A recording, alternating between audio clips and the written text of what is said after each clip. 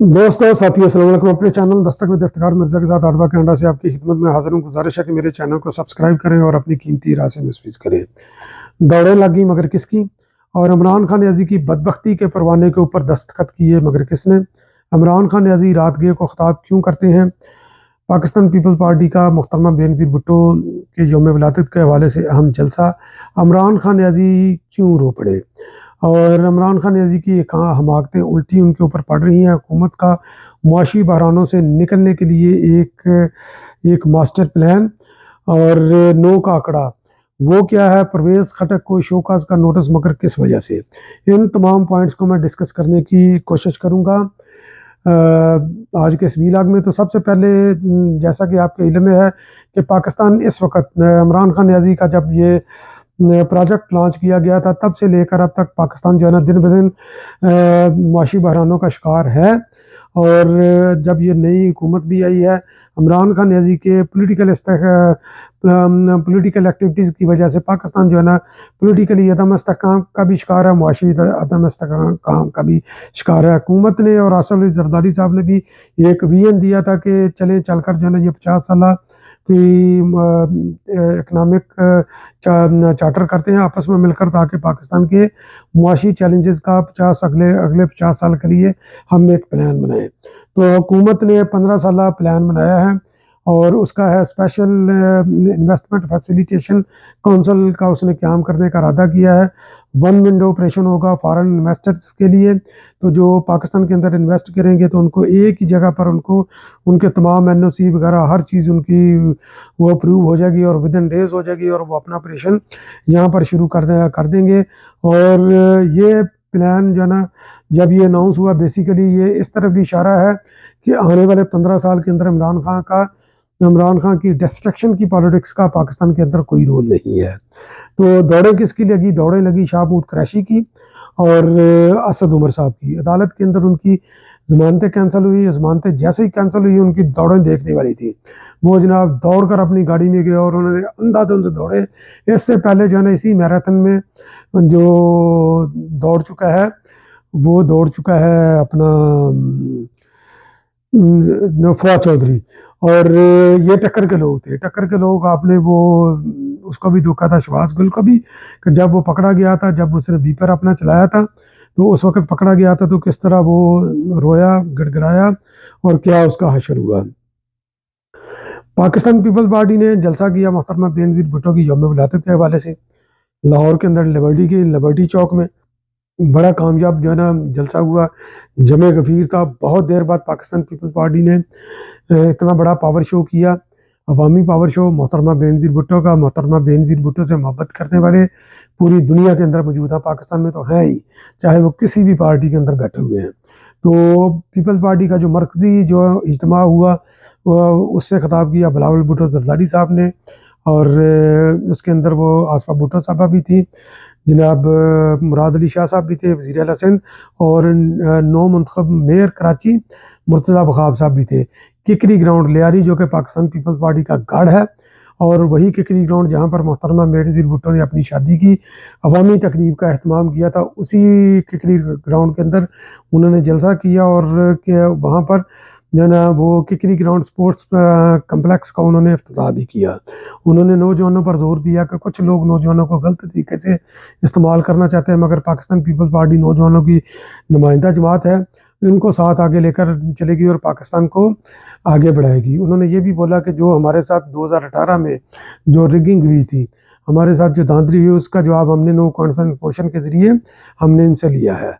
और इमरान खान न्याजी उनको घर भेजकर, तो परवेज़ खटक को जो है ना शोकाज का नोटिस क्यों जारी हुआ। परवेज़ खटक ने अपने एक बयान में फरमाया था कि इमरान खान न्याजी के बारे में जिन्होंने हवा भरी थी, जो इमरान खान न्याजी को बचाने के दावेदार थे, अब वो इमरान खान न्याजी का फ़ोन भी नहीं उठाते।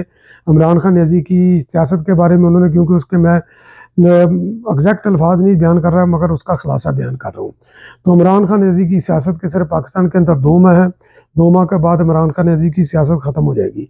इमरान खान न्याजी को उन्होंने मशवरा दिया परवेज़ खटक ने कि आप जो है ना सियासत से रिटायरमेंट लेकर अपने आप को कानून के हवाले करें और अपने केसेस का सामना करें, इसी तरह आपकी पार्टी जो है ना ये बच सकती है।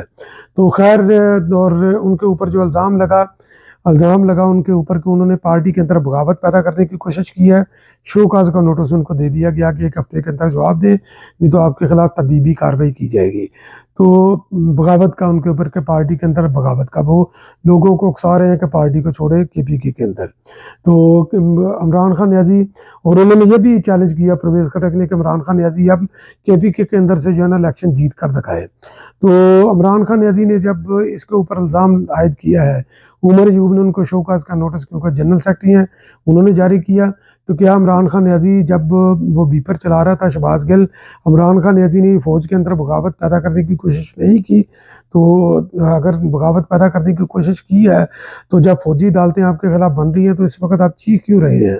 आपके दौर में भी जो फ़ौजी अदालतें बनी थी, आपके दौर में 2019 में एक अदरीस खटक नामी शख्स जो है ना, वो अगवा, उसका 2019 में वो गायब हुआ, उसका पता नहीं चला। फिर 2021 में उसको 14 साल की सज़ा हुई, और उसके अलावा तकरीबन 25 के करीब जो है ना सिविलियन के केस फ़ौजी अदालतों के अंदर चले। तो अभी आपके खिलाफ जो है ना आया, तो आप जो है ना रो रहे हैं, चिल्ला रहे हैं। और आपने इन फ़ौजी अदालतों के खिलाफ जो 9 का आंकड़ा जिसका मैंने ज़िक्र किया, तो 9 का आंकड़ा यह है कि 9 मई को ये वाक़या हुआ, इमरान खान न्याज़ी ने फ़ौजी तनसीबात के ऊपर जो है ना ये हमला किया ऑर्गेनाइज़ तरीके से, और उसके खिलाफ वादा माफ़ भी हैं जो उस साजिश के अंदर आलाकार बने थे। तो इमरान खान न्याज़ी ने एक तो फ़ौजी अदालतों को चैलेंज किया, उसके अलावा जनाब चीफ जस्टिस साबिक जवाद एस ख्वाजा ने, एतजाज़ हसन साहब ने, बजरिया जो है ना ये खोसा साहब के, उन्होंने जो है ना वो चैलेंज किया। तो उमर अता बंदयाल साहब ने कमाल चलाकी से 9 रुकनी बेंच बना दिया, और काजी फ़ायज़ ईसा और जस्टिस काजी फ़ायज़ ईसा और जनाब जस्टिस सरदार तारक मसूद समेत 6 सीनियर तरीन जजेस जो है ना इस बेंच का हिस्सा बनाया। तो अब ये देखना है कि ये बेंच की समाअत आज हो रही है, तो उसके मुतालिक ये फ़ैसला क्या करती है। जिन लोगों ने अपनी पिटीशन दायर की है, उसकी जो है ना ये मुख्तलिफ महरक़ात हैं। जस्टिस जनाब जवाद एस ख्वाजा का महरक तो ये है कि पाकिस्तान के अंदर ये प्रैक्टिस ठीक नहीं है कि पैरेलल अदालतें जो हैं, वो जैसे दहशतगर्दी की अदालतें हैं, तो उनके होते हुए हम जो है फ़ौजी अदालतों के अंदर जो है ना ये मुकदमात चलाएँ, क्योंकि ये एक गलत नज़ीर पैदा होगी। मगर सवाल यही है कि वो उन्होंने ये बोला कि हम ये नहीं चाहते कि ये बचे, हमारा ये नहीं है, हमारा सिर्फ पॉइंट यही है कि फ़ौजी अदालतों के अंदर ये केस नहीं चलने चाहिए। ट्रांसपेरेंसी के साथ जो पैरेलल अदालतें हैं, वहाँ पर उनका वो चलना चाहिए, जो इसके लिए स्पेशल अदालतें हैं, यानी कि दहशतगर्दी की अदालतें। इमरान खान न्याज़ी ने इसलिए दायर की क्योंकि उसके बचाव के पास वो अपने आप को बचाना चाहता है। उसको पता है कि बंदयाल कोर्ट तो उसको छोड़ सकती है, मगर फ़ौजी अदालतों से उसका बचना मुश्किल है। और जो एतजाज़ हसन भी, और इस वक़्त वो मोहरा बने हैं, जनाब खोसा साहब भी जो है ना वो मोहरा बने हैं इमरान खान न्याज़ी का, तो उनका भी ये इमरान खान न्याज़ी की आखिरी ऑप्शन के तौर पर ये रोल प्ले कर रहे हैं। उन्होंने उमर अता बंदयाल साहब से मुलाकात भी की, और मुलाकात करके उन्होंने ये इंदिया दिया कि ये केस जल्दी लग जाएगा। तो आप इससे अंदाज़ा लगा सकते हैं कि उमर अता बंदयाल साहब की जो है ना मन में क्या कुकिंग हो रही है। तो इमरान खान न्याज़ी की बदबख्ती के परवाने के ऊपर दस्तखत किसने किए? वो दस्तखत किए जनाब सदर साहब ने। सदर साहब ने जनाब काज़ी फ़ायज़ ईसा साहब को तकरीबन 3 महीने से कुछ कम अरसा बाकी रह गया है। तो 16 सितंबर को जो है ना ये चीफ जस्टिस उमर अता बंदयाल साहब रिटायर हो रहे हैं। सीनियर तरीन जज जनाब जस्टिस काज़ी फ़ायज़ ईसा साहब नए चीफ जस्टिस होंगे। तो उनकी नोटिफिकेशन जो है ना वज़ारत कानून ने जारी की, जिसके ऊपर सदर ने जो है ना वो दस्तखत कर दिए हैं। तो उसके मकसद 2-3 उसके मकासद हो सकते हैं।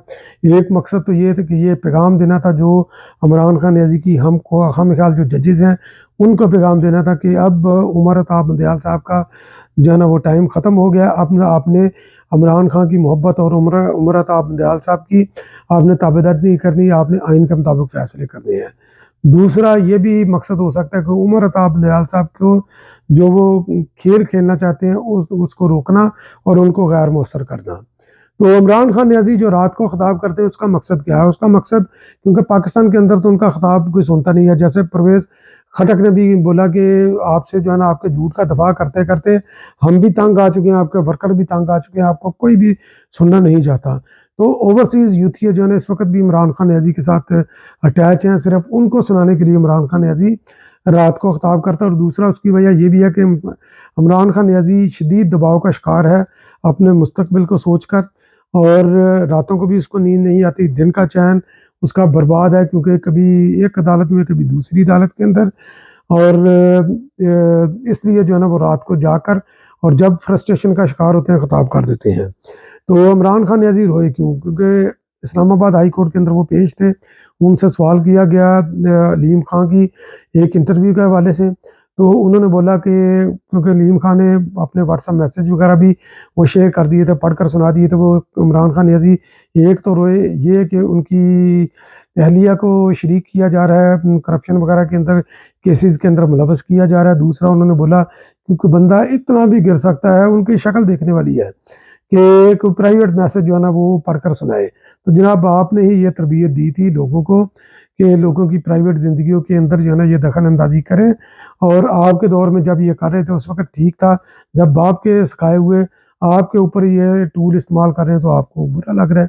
तो खैर ये आपकी मर्ज़ी है, क्योंकि आप तो कप्तान हैं, आपको तो हम कुछ नहीं कह सकते, और आपके तो फॉलोअर्स हैं, वो तो उनकी तकलीद आपकी करते हैं। तो इमरान खान नियाज़ी की हमाकतें, इमरान खान नियाज़ी की जो ना वो एक से बढ़कर एक हमाकत है। आप उठाकर देख लें, जब नो कॉन्फिडेंस मोशन जो ना हुई, वो दायर हुई, तो मेरा ख़्याल है 7-8 फरवरी को हुई थी 2022 को।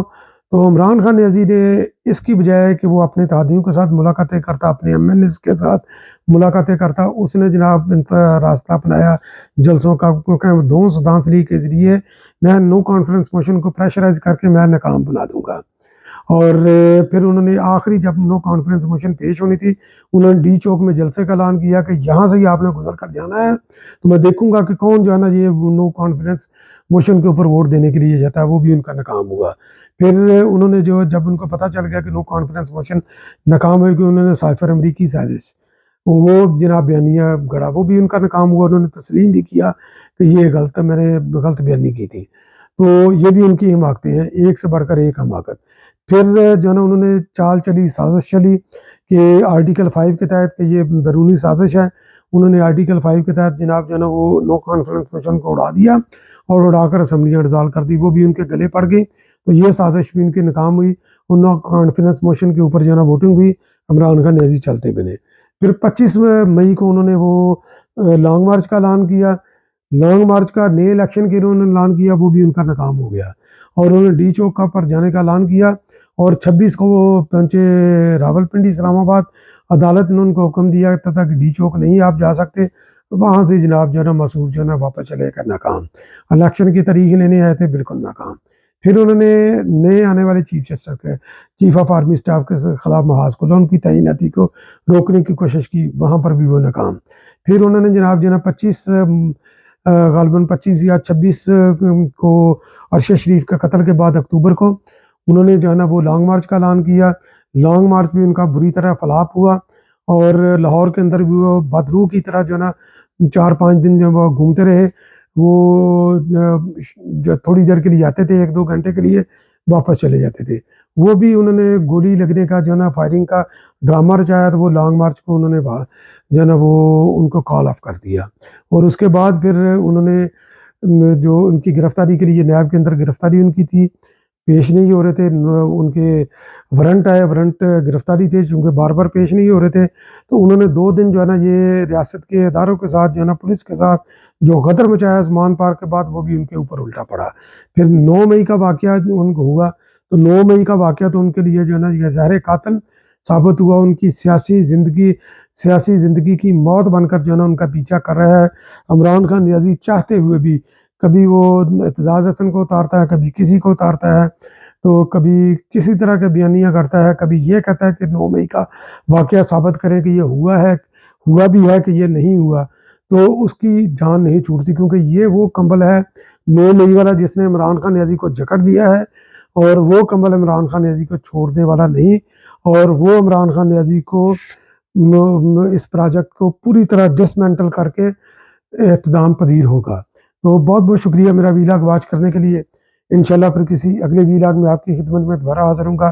तब तक के लिए अल्लाह निगहबान।